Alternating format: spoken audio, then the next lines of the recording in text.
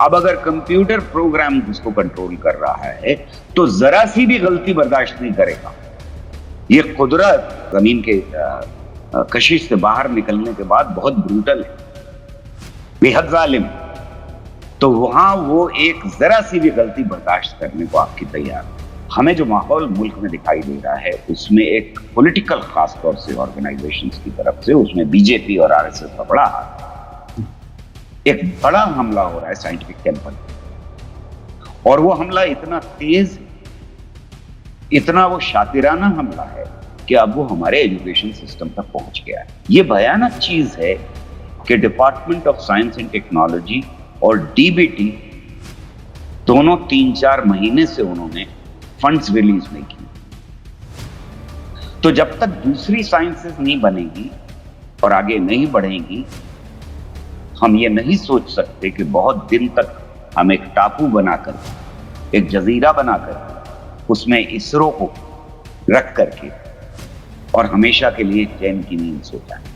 बाकी समाज जो है वो बाबाओं के हवाले का। जो प्राइम मिनिस्टर ये कहे कि आप वापस जाइए और सिर्फ पुरानी किताबों में ढूंढिए साइंस, वो मुल्क को पीछे ले जा रहा है।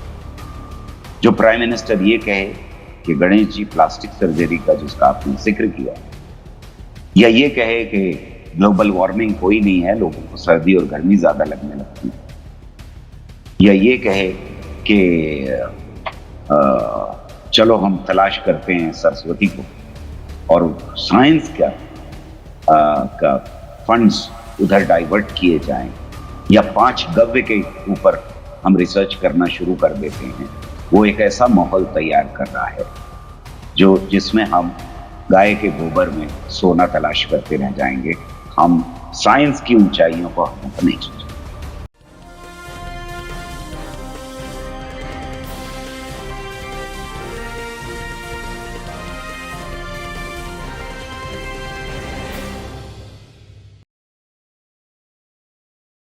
हेलो, नमस्कार, आदाब, सत श्री अकाल और अस्सलाम वालेकुम। मैं हूं मोहम्मद अहमद काज़मी, लेकर आया हूं आपका पसंदीदा कार्यक्रम आपके रूबरू। आज आप लोगों ने अखबार में चंद्रयान 3 की खबर पढ़ी होगी। बड़ी कामयाबी से देश ने इस खबर को बहरहाल एक खुशी के साथ पढ़ा है, और अगर कोई भी तरक्की मुल्क में हो तो वो सभी के लिए खुशी की बात है। लेकिन क्या ये कितनी हकीकी खुशी है? क्या साइंसदान, जो साइंस कम्युनिटी है, साइंस का यानी वैज्ञानिक हैं, क्या वो इस सरकार के दौरान खुश हैं?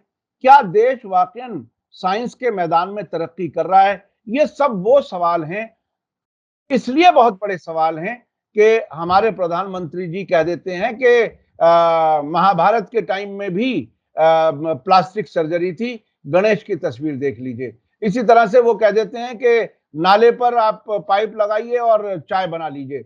इसी तरह की और बहुत सी बातें अब तक होती रही हैं। ऐसे गैर साइंसी माहौल में चंद्रयान 3 के उड़ने के क्या मानी है? क्या विदेशों में हमारी इससे छवि बनेगी? देश के अंदर क्या कुछ हो रहा है साइंसदानों के साथ? ये सब समझने के लिए मेरे साथ बहुत ही जाने-माने साइंसदान गौहर रज़ा साहब हैं, जो उर्दू शायर भी हैं, सोशल एक्टिविस्ट हैं, और कई उन्होंने डॉक्यूमेंट्री फिल्में भी बनाई हैं। लेकिन साइंस के मैदान में उनके बहुत से यानी एक बड़ी पोजीशन में वो रहे हैं, एक लगातार, और दुनिया उनके नाम को अच्छी तरह से जानती है एक साइंसदान के तौर पर। मेरे इस वक्त मेहमान गौहर रज़ा हैं।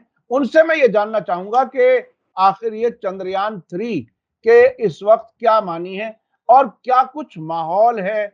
साइंसदान इस सरकार के साथ कितने साथ चल रहे हैं, कितने परेशान हैं, या क्या कुछ सूरत हाल है ऐसे वक्त में? चंद्रयान 3 का उड़ना, उसकी लॉन्चिंग के क्या मानी है? गौहर रज़ा साहब, वेलकम है आपका मीडिया स्टार वर्ल्ड को।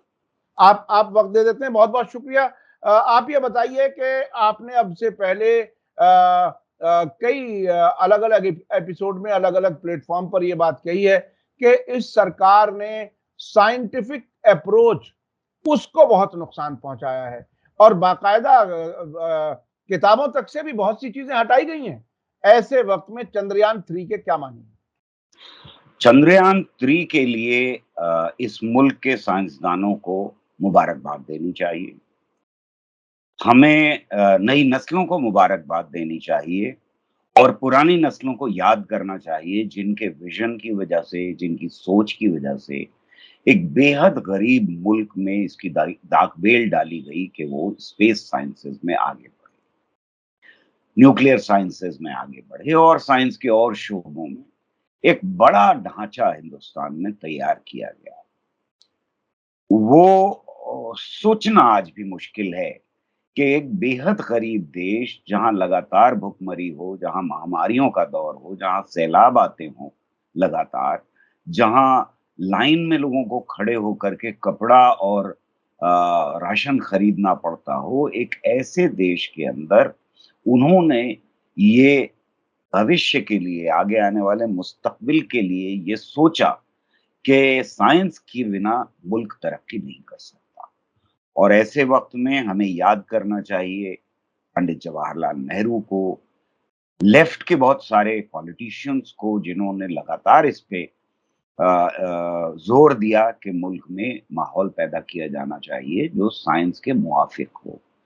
हमें याद करना चाहिए एस. एस. भटनागर को, होमी जहांगीर भाभा को, साराभाई को, सीवी रमन को, अ, एस.एन. बोस को, ये बहुत बड़े नाम हैं और इन लोगों ने एक मुल्क में माहौल बनाया और यहाँ पर मॉडर्न साइंस की दाखिल डाली। उसको बढ़ाने के लिए अनथक कोशिश की, दिन-रात लगे रहे ये लोग।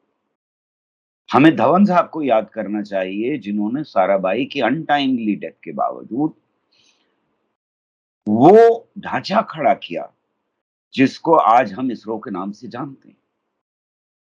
तो मैं ये समझता हूँ कि एक बड़ी उपलब्धि है ये चंद्रयान 3 का जाना और बिल्कुल जिसे हम कहते हैं कि परफेक्ट लॉन्चिंग की जानी, ये एक बहुत बड़ा अ, ऐसा कदम है जो जिसके ऊपर फ़ख्र किया जा सकता है। इसमें एक बहुत बड़ी बात जो मुझे दिखाई देती है, वो ये है कि वहाँ एक कंटिन्यूटी है लोगों के बीच में। नस्ल दर नस्ल जो मिशन हैं, वो रिटायर होने के बावजूद साइंटिस्ट के उनकी अगली नस्लों ने उनसे बेहतर काम किए, बेहतर कदम बढ़ाए हैं और साइंस ऐसे ही आगे बढ़ती है। अगर ये कंटिन्यूटी टूट जाए, जैसा कि बहुत सारे इंस्टीट्यूशंस में हमारे यहाँ हुआ, तो फिर साइंस को बहुत बड़ा धक्का लगता है। मैं ये समझता हूँ कि चंद्रयान 3 जो कहा जाता है कि चंद्रयान 2 के फेलियर के बाद भेजा गया है, तो मैं साइंस में यकीन रखने वाला आदमी ये नहीं मानता कि फेलियर हुआ करती है। साइंस में चंद्रयान 2 सबकी नज़रों में था। चंद्रयान 2 के बारे में सबको पता था, ये मिशन है, यहाँ जा रहा है, ये काम करेगा, लैंडर उतरेगा, रोवर बाहर आएगा, ये सब कुछ होगा। तो ये भी पता लग गया कि लैंडर ठीक से नहीं उतरा। ये भी पता लग गया कि रोवर बाहर नहीं आ पाया और उसके साथ राब्ता टूट गया। ये सब कुछ मालूम। लेकिन खुद इसरो के अंदर कितने फेलियर हुए हों, जब टेस्ट किया गया होगा तो कितनी चीज़ें टेस्ट पे पूरी नहीं उतरी होंगी। अगर उन टेस्ट पे पूरी ना उतरने वाली चीज़ों की लिस्ट बनाई जाए, तो वो कहीं ज़्यादा लंबी होगी जो हमारे सक्सेसफुल मिशंस माने जाते हैं उनके मुकाबले। तो साइंस में फेलियर नहीं हुआ करता। साइंस में सिर्फ टेस्टिंग हुआ करती है। आप अंदाज़ा लगाते हैं, आप कोशिश करते हैं, आप एक्सपेरिमेंट करते हैं। एक्सपेरिमेंट जब पूरा नहीं उतरता आपके अंदाज़ों के ऊपर, तो फिर आप उसमें करेक्शंस करते हैं, उसको बेहतर से बेहतर बनाते जाते हैं। लगातार सीखते हैं, तो एक्सपेरिमेंट में फेलियर नहीं हुआ करता। तो 2 बातें बहुत अहम हैं जो समझनी चाहिए, कि साइंस जो है वो सीख करके आगे बढ़ने का नाम है। सवाल पूछते रहने और सीख करके आगे बढ़ने का नाम। और दूसरी बात ये कि कंटिन्यूटी होनी बहुत जरूरी है कोई बड़ा काम करने के लिए। यानी मैं अगर बड़ा काम करना चाहता हूं तो मुझे दूसरों के कंधों के ऊपर खड़ा होना ही पड़ेगा, जैसा न्यूटन ने कहा, जिसमें सिर्फ ये नहीं कि इंटरनेशनल कोऑपरेशन जरूरी है, हम दूसरे देशों से सीखें, ये जरूरी है, बल्कि हम अपने यहाँ भी जो एक्सपेरिमेंट करते हैं उनसे लगातार सीखते रहें। और ये एक्सपेरिमेंट एक दो दिन में नहीं हुआ करते, इसमें नस्लें लग जाती। तो नस्लों में साइंस की कंटिन्यूटी बहुत जरूरी और अहम चीज होती है। अब अगर इसको देखें तो जो चौंका देने वाली चीजें हैं जिसको लोगों को समझना चाहिए वो ये हैं कि हजारों किलोमीटर की स्पीड से, जीरो से, यानी रॉकेट खड़ा हुआ है, उसको हजारों किलोमीटर की स्पीड पर पहुंचाना है ताकि वो जमीन से ऊपर उठ के खला की तरफ जा सके। खला की तरफ जाने में वो सीधा नहीं जा सकता। हम जब कोई चीज फेंकते हैं तो भी वो सीधी नहीं जाती, लेकिन हमें सीधी लगती। पर जब हम रॉकेट ऊपर की तरफ फेंकते हैं तो वो सीधा नहीं जा सकता, वो एक चक्करदार गोले में जमीन का चक्कर लगाता है। इस गोले को बड़ा करते रहना ताकि वो एस्केप वेलोसिटी पे पहुंच जाए, यानी जमीन की जो कशिश है उससे बाहर निकले। तो धीरे धीरे बड़ा करना ये कोई आसान काम है। अब ये हजारों मील की रफ्तार से चलता हुआ रॉकेट अपने सफर की तरफ बाहर खला में चला जाता है। वहां पर जो पेलोड है वो चलता रहता है बिना ईंधन के। ये समझना भी बार बार जरूरी है। हम सब जानते हैं न्यूटन्स लॉज, लेकिन कभी ये सोचना मुश्किल हो जाता है कि खला में बिना ईंधन के चलता रहेगा वो तब तक जब तक उसकी स्पीड कम करने की जरूरत ना पड़े और उसका डायरेक्शन बदलने की जरूरत। यानी डायरेक्शन बदलने के लिए भी ईंधन चाहिए और स्पीड कम करने के लिए भी ईंधन चाहिए। चांद के गुरुत्वाकर्षण में, यानी कशिश में जब वो एंटर करेगा तब फिर स्पीड बदलने की फिर से जरूरत पड़ेगी, वहां ईंधन की जरूरत पड़ेगी। यहां से हजारों लाखों मील दूर बैठ करके आप उसको कंट्रोल कर रहे हैं या आर्टिफिशियल इंटेलिजेंस का इस्तेमाल कर रहे हैं, जिसका मतलब यह है कि कंप्यूटराइज्ड है सब कुछ, आपने डाला हुआ है। अब अगर कंप्यूटर प्रोग्राम उसको कंट्रोल कर रहा है तो जरा सी भी गलती बर्दाश्त नहीं करेगा। ये कुदरत जमीन की खला से बाहर, जमीन के कशिश से बाहर निकलने के बाद बहुत ब्रूटल है, बेहद जालिम है। तो वहां वो एक जरा सी भी गलती बर्दाश्त करने को आपकी तैयार नहीं। तो चाहे वो गलती हार्डवेयर की हो या सॉफ्टवेयर की हो, कुदरत बर्दाश्त नहीं करेगी। अब एंटर करने पर चांद का की कशिश जमीन के मुकाबले में बहुत कम है। तो अगर उसकी कशिश के अंदर जाना है तो स्पीड कम करनी पड़ेगी, वेलोसिटी कम करनी पड़ेगी, डायरेक्शन देखना पड़ेगा। धीरे धीरे आप उसको कम करेंगे ताकि उसका चक्कर लगाते हुए उस ऑर्बिट में पहुंच जाए जहां आप उसे भेजना चाहते हैं। अब सवाल है कि उसमें से, जिसको हम प्रोपेल्शन मॉडल कह रहे हैं अभी, या पहले उसको ऑर्बिटल कहते थे, दोनों में फर्क है थोड़ा बहुत, लेकिन दोनों हैं एक ही चीज। इसमें से लैंडर को बाहर निकलना है जो सरफेस पे जाएगा चांद। वहां पर अगर वो टकरा के उतरेगा तो फिर बहुत सारी चीजें नहीं की जा सकती। हमने पहले टकराया, जिसको हम हार्ड लैंडिंग कहते हैं। इसे सॉफ्ट लैंडिंग कराने के लिए इसकी स्पीड को लगातार कम करना और जीरो तक लाना पड़ेगा। आखिर में तो इसकी स्पीड जीरो होनी ही चाहिए। जहां से हम चले थे जीरो स्पीड से धरती की, उस जीरो स्पीड पर पहुंचना। तो लैंडर अगर लैंड कर रहा है तो उसकी स्पीड घटाते घटाते घटाते हजारों किलोमीटर पर आवर या पर सेकंड की स्पीड से घटाते घटाते हम उसको 2 किलोमीटर पर सेकंड की स्पीड पर लाते हैं। इस बार जो तब्दीलियां की गई उससे अब वो 3 की स्पीड भी बर्दाश्त कर सकता है, वो उस पर लैंड करेगा। यानी 100 किलोमीटर दूर प्रोपल्शन मॉड्यूल चक्कर लगा रहा है, उसमें से निकलेगा, इसको भी ईंधन चाहिए। अब इसका ईंधन सही तरह से डायरेक्शन भी सही कंट्रोल करे और स्पीड भी सही कंट्रोल करें, ये बहुत मुश्किल काम है। फिर इसे खुलना ज़रूरी है और इसकी बैटरीज़ को ऑपरेट होना ज़रूरी है। ये सब कुछ आर्टिफ़िशियल इंटेलिजेंस से हो रहा है। ये सब कुछ कंप्यूटर प्रोग्राम से हो रहा है। क्योंकि यहाँ तक हमें मालूम करने में कि क्या सही लैंडिंग हो गई या नहीं हुई, वक़्त लगेगा वहाँ से यहाँ तक सिग्नल आने में। रोशनी की एक किरण को, एक क्वांटा को सूरज से धरती तक आने में लगभग 8 मिनट लगते हैं।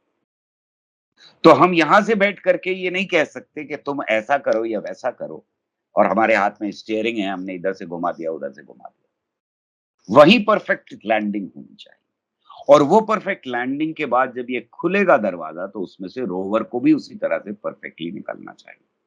यानी अंदर के सारे झटके, सारे वाइब्रेशन, सारा टेम्परेचर का चेंज, ज़मीन से चले हज़ारों डिग्री उसका टेम्परेचर हो गया क्योंकि रगड़ थी, स्पेस में पहुँचे, सूरज की किरणें नहीं पड़ रही हैं, तो बेहद ठंडा हो गया। तो सैकड़ों डिग्री से माइनस में चला जाना है टेम्परेचर। तो टेम्परेचर की सऊबतें, वाइब्रेशंस हैं, इम्पैक्ट हैं और इन सब के बीच में हर चीज़ को परफेक्ट रहना। तो इसलिए मैंने शुरुआत में ही कहा कि हमें इसरो के साइंटिस्ट और मुल्क भर के साइंटिस्ट मुबारकबाद देनी चाहिए कि हम ये कर पाए। दूसरों के साथ, मुल्कों के साथ कंपेयर करें तो हमसे पहले 3 मुल्क ये कर चुके हैं। वो कम वक़्त में पहुँच चुके हैं। वो ज़्यादा बेहतर तरीके से चाँद की सरफ़ेस को देख चुके हैं। वहाँ से डेटा कलेक्ट कर चुके हैं। उसमें से बहुत सारा डेटा शेयर किया जा चुका है दुनिया भर के साथ। उससे हमने बहुत कुछ सीखा है। लेकिन अपने एक्सपेरिमेंट से भी हमने बहुत कुछ सीखा है। तो सवाल ये है कि क्या ये सफ़र जारी है? ये बहुत इस अहम है। मैं थोड़ा-सा आगे बढ़ने से पहले एक छोटा-सा और आपसे जानना चाहता हूँ। क्या इसमें कोई इंसान गया है क्या? एक तो ये क्या सिर्फ़ और सिर्फ़ मशीन गई है और वो कंप्यूटर उसे कंट्रोल कर रहा है? वो क्या है? थोड़ा-सा ये भी हल्का-सा बता दीजिए। जो पेलोड है उसमें इंसान ज़ाहिर है नहीं है। उसमें पेलोड में हमारे पास अगर बड़े लेवल पे देखें तो लैंडर और रोवर हैं, हुँ, जो लैंडर के अंदर है। हुँ, लैंडर के साथ कम्युनिकेशन इक्विपमेंट है, जो मेजर इक्विपमेंट है, यानी रोवर कम्युनिकेशन करेगा लैंडर से, लैंडर कम्युनिकेशन करेगा या तो ऑर्बिटल जो पुराना चल रहा है हमारा, उसके साथ बातचीत करेगा, वो रिडंडेंसी रखी गई है। रिडंडेंसी बहुत रखी जाती है इसमें। हुँ, बहुत ज़रूरी होती है कि अगर एक चीज़ काम ना करे तो दूसरी चीज़ काम करे, वो ज़रूरी होता हुँ, है। और या फिर वो प्रोपल्शन मॉड्यूल के साथ कम्युनिकेशन लिंक करेगा, वहाँ से हमारे पास सिग्नल यहाँ आएँगे। इसमें इंस्ट्रूमेंट हैं तरह-तरह के, ख़ास तौर से जो रोवर में इंस्ट्रूमेंट हैं, वो ये देखेंगे कि वहाँ का केमिकल कॉम्पोज़िशन क्या है और वहाँ पर टेम्परेचर का बढ़ना और घटना क्या है। आयन एटमॉस्फेयर जो वहाँ का है, आयनाइज़ेशन होता रहता है लगातार, वो कैसा हो रहा है और वहाँ पर कंपन है या नहीं, थरथराहट है या नहीं। शुरुआत में ये साइंटिस्ट का मानना था कि पूरी तरह से वो सॉलिड बन चुका है और वहाँ कोई थरथराहट नहीं है। लेकिन आज हमें मालूम है कि चाँद के ऊपर भी लगातार थरथराहट होती रहती है। वो ये पता करेगा कि आस-पास कहीं बर्फ तो नहीं। ये ऑब्जेक्टिव्स हैं और इनके लिए सारे इंस्ट्रूमेंट्स मौजूद हैं इसके ऊपर। इसी तरह से जो लैंडर है उसके अंदर इंस्ट्रूमेंट्स मौजूद हैं, जो हमको लगातार खबरें भेजते रहेंगे। एक ख़ास इंस्ट्रूमेंट हमारा जो प्रोपल्शन मॉड्यूल में है, वो भी बहुत अजीब चीज़ है।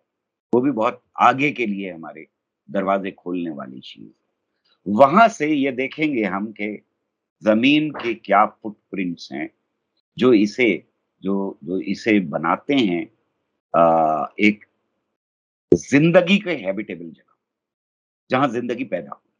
यानी हम आप समझें कि दूर से ज़मीन को देख रहे हैं और ये कोशिश करेंगे कि कौन-सी चीज़ें हैं, जो हमें यहाँ खबर दे रही हैं कि यहाँ ज़िंदगी है। ये सवाल इतना अहम क्यों है कि हम दूर से देख करके पहचानने की कोशिश करें कि जमीन पर कौन सी ऐसी खास चीजें हमें दिखाई देती हैं जो ये बताएंगी हमें कि जमीन पर जिंदगी है। ये इसलिए जरूरी है डेटा कि जब हम स्पेस में दूर प्रोब भेजेंगे, जब हम स्पेस को पढ़ने की कोशिश करेंगे, तो हम वही चीजें तलाश करेंगे जो हमको मालूम हुई हैं जमीन को देख करके। इससे हमें ये पता लगेगा कि एक्सोप्लैनेट्स जो मिल रहे हैं, यानी जो और सूरज हैं, जो और तारे हैं, उनके चारों तरफ चक्कर लगाने वाले ग्रह जो हैं, जो सैयारे हैं, क्या उन पर ज़िंदगी है या नहीं है? हमें इस एक्सपेरिमेंट से मालूम होगा, हमें इस डेटा से मालूम होगा, क्योंकि हम बहुत दूर से अब ज़मीन को देख रहे हैं, नज़र भर के। अच्छा, अगर ये देखिए, शायराना मैं अपने दर्शकों को बताऊं कि इस गहराई से हमें ये मालूम हो रहा है गौहर रजा साहब के जरिए कि किस तरह से ये उड़ता है। आम आदमी ये समझता है कि ये बिल्कुल सीधा जमीन से चांद की तरफ पहुंच जाएगा, लेकिन जमीन के भी चारों तरफ वो घूमता हुआ जाएगा और फिर चांद के चारों तरफ भी घूमता हुआ एक तरह से लैंडिंग करेगा। ये बहुत ही अहम इंफॉर्मेशन है और ये साइंसदान ही बता सकते हैं। अच्छा, अब मैं एक छोटा सा इससे हट के मतलब एक सवाल सीधा पूछ सीधा जा ही नहीं सकता। सीधा जा ही नहीं सकता, बिल्कुल बिल्कुल। अच्छा अच्छा, मैं अब एक इससे जरा हट करके एक सवाल पूछ रहा हूँ।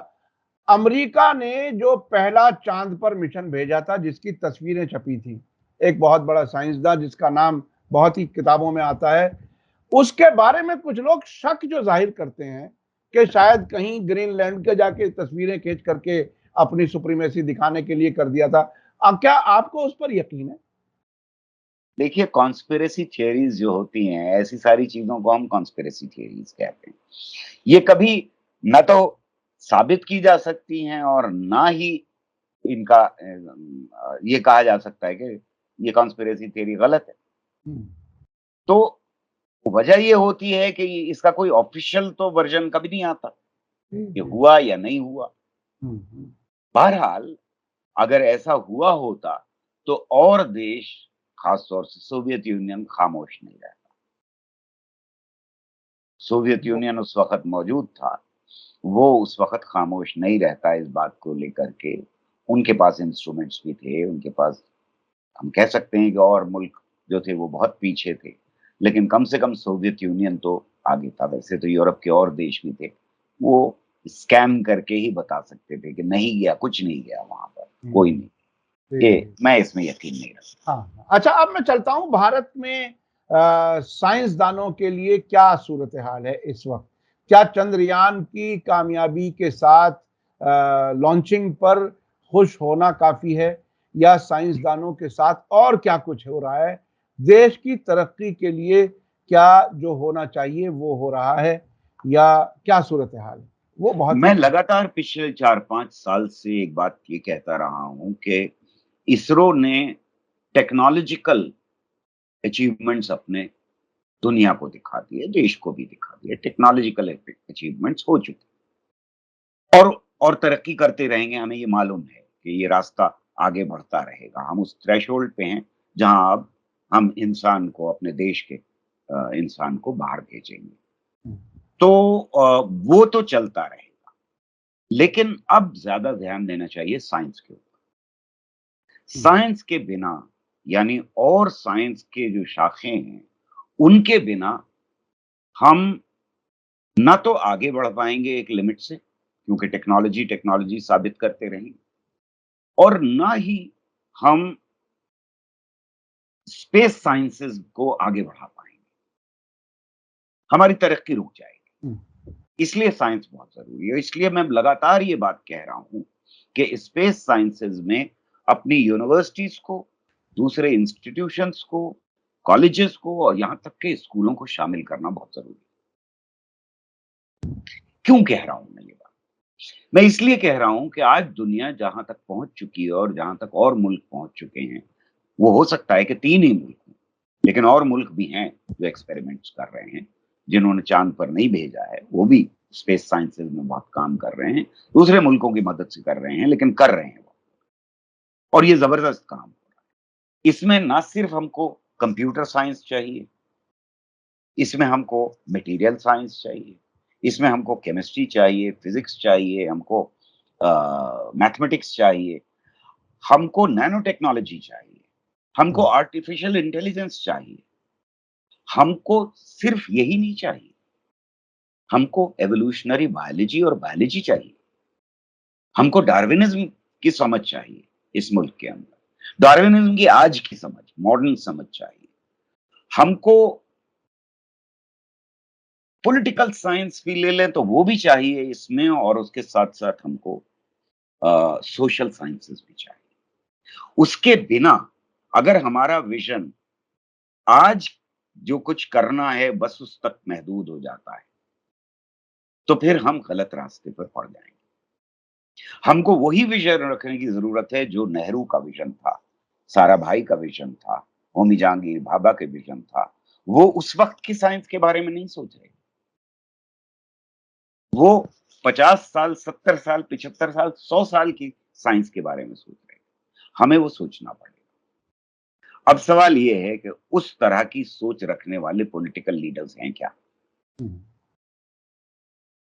क्योंकि पॉलिटिक्स के बिना और पॉलिटिकल सपोर्ट के बिना दुनिया में दूसरी जंग के बाद कोई साइंस नहीं हो पाई। साइंस पॉलिटिकल सपोर्ट के साथ ही है। इन दोनों का चोली दामन का साथ है।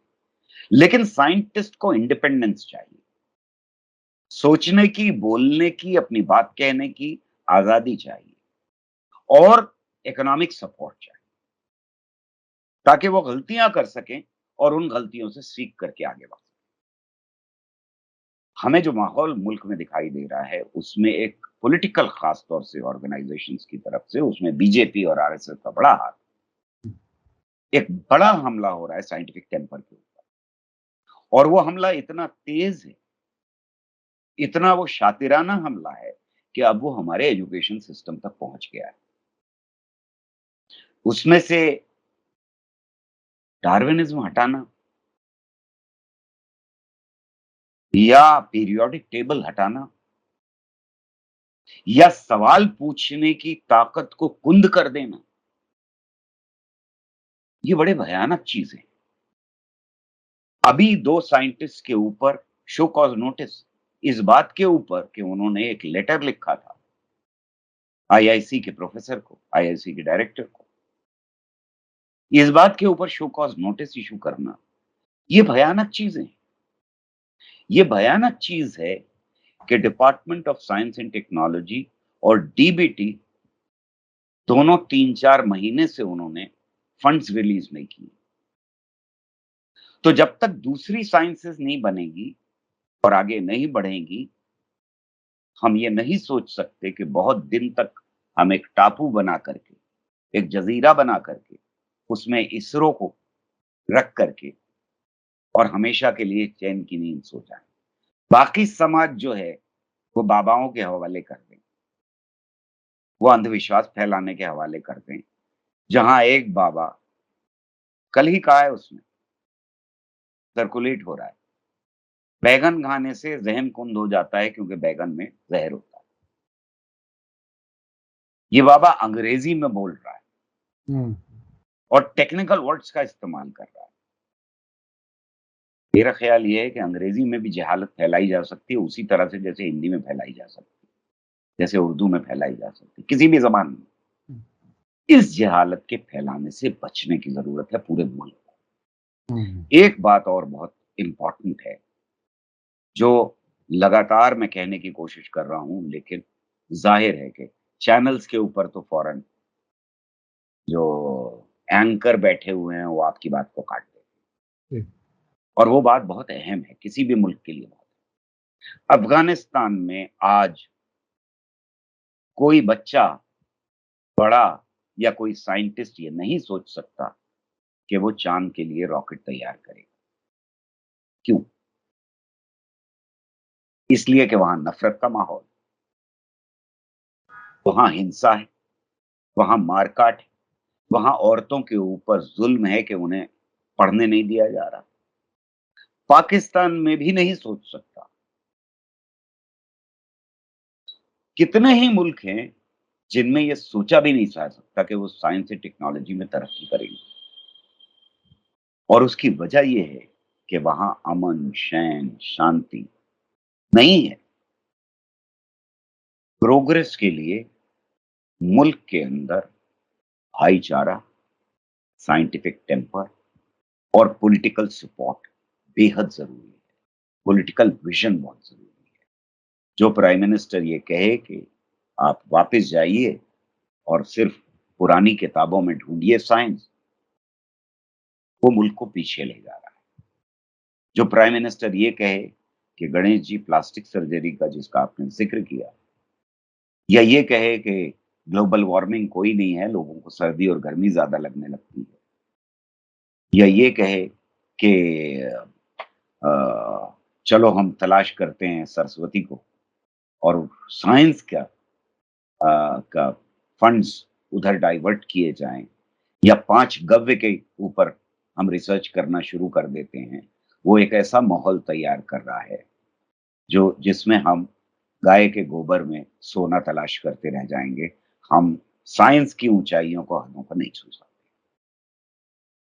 ये बहुत ही ऐसी ऐसी सोच है जो मुल्क की तरक्की को मुस्तकिल रोकने का इंतजाम कर रही है। जैसे कि आपने कहा कि डार्विन को पढ़ाना बंद किया जाना, एक तरह से उस साइंटिफिक टेम्पर को नुकसान पहुंचाना है, उस पे चोट मारना है।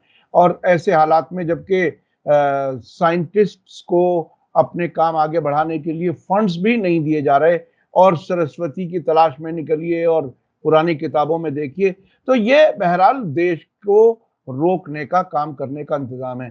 अब तो बहरहाल जो नई एजुकेशन पॉलिसी, जिसे एजुकेशन पॉलिसी कहा जा रहा है, उसमें भी बहुत कुछ पढ़ने की गुंजाइश नजर नहीं आती।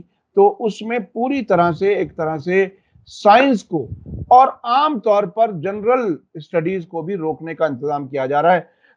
आखिर में लोगों को आप क्या मशवरा देना चाहेंगे? आपने अपनी बात काफी हद तक रख ली, लेकिन फिर भी मैं चाहूंगा कि एक नतीजे के तौर पर आप क्या कहना चाहेंगे? मैं ये समझता हूं कि मुल्क के हर शहरी को इस बात का अंदाजा होना चाहिए, इस बात का यकीन होना चाहिए कि वो अगर अपने दिल से नफरतें निकालेगा, साइंस और साइंटिफिक टेम्पर के लिए इस मुल्क में माहौल पैदा करेगा, तो ये मुल्क तरक्की करेगा। और अगर हम ये नफरतें बढ़ाते रहे, हमने उन लोगों को हीरो बनाना शुरू कर दिया जो नफरतें बढ़ाते हैं, जो हिंसा करते हैं, जिनको हम मजहब के नाम के ऊपर अच्छा कहने लगे, ये लोग गुंडे हैं। समझने की जरूरत है कि मजहब के नाम के ऊपर हम हिंसा बर्दाश्त नहीं करेंगे। ये घर में बैठ के आपको कहना पड़ेगा।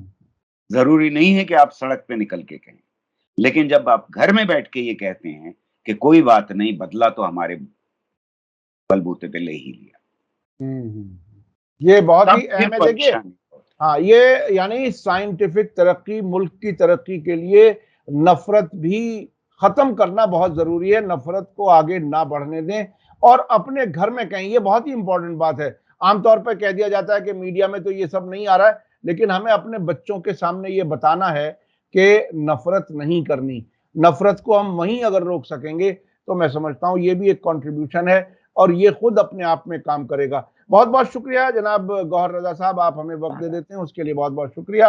और चंद्रयान के बारे में जो आपने बारीकी से इंफॉर्मेशन दी, मैं समझता हूं वो लोगों के लिए बहुत ही आई ओपनिंग है और वो तरक्की जो बहरहाल मुल्क के लिए बहुत ही फख्र की और प्राउड की बात है, उस पर बहरहाल साइंसदानों को मुबारकबाद देना हमारा आपका सभी का फर्ज है। हम उनके शुक्रगुजार हैं कि वो उस तरफ देश को ले जा रहे हैं, लेकिन सियासी लोगों को ये जरूर सोचना चाहिए कि नफरत बढ़ा करके कोई तरक्की नहीं होगी। किताबों से डार्विन को रोक करके पढ़ाने से रोक करके मुल्क की तरक्की रोकी जाएगी। क्योंकि अगर एक नस्ल भी 2 4 5 साल भी किसी सियासी फैसले की वजह से एक नस्ल अगर इस तरह से आगे बढ़ जाती है जो उसे इल्म नहीं होता, तो वो एक झटका जरूर आने वाले वक्त में मुल्क की तरक्की पर जरूर लगेगा। उससे बचने की जरूरत है। बहुत बहुत शुक्रिया जनाब गौहर रजा साहब, आप हमें वक्त दे देते हैं। इसी के साथ मुझे दीजिए इजाजत। धन्यवाद, शुक्रिया। जय भारत, जय हिंद। मीडिया स्टार वर्ल्ड के और वीडियो देखने के लिए हमारे चैनल को सब्सक्राइब करें और सीधे नोटिफिकेशन पाने के लिए बेल आइकन दबाएं। और अगर हमारी खबर सच्ची और अच्छी लगे तो अपने व्हाट्सएप, इंस्टाग्राम, फेसबुक और ट्विटर अकाउंट पर जरूर शेयर करें।